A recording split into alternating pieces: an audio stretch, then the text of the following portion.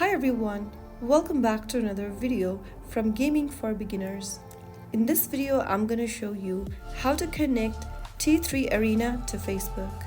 If you want to save your progress and play across devices, connecting your T3 Arena account to Facebook is a smart move.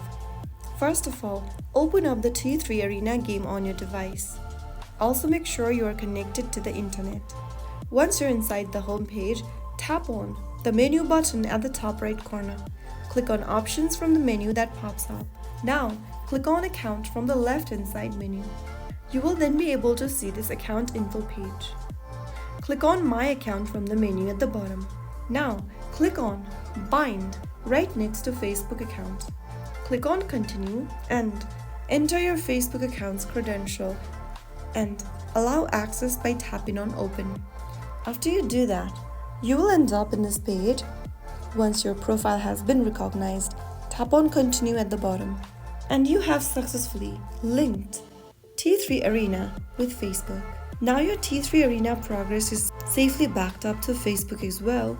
This means you can switch devices anytime without losing your game data. If you found the video helpful, don't forget to like, share, and subscribe. I'll be back in the next video. Thank you for watching.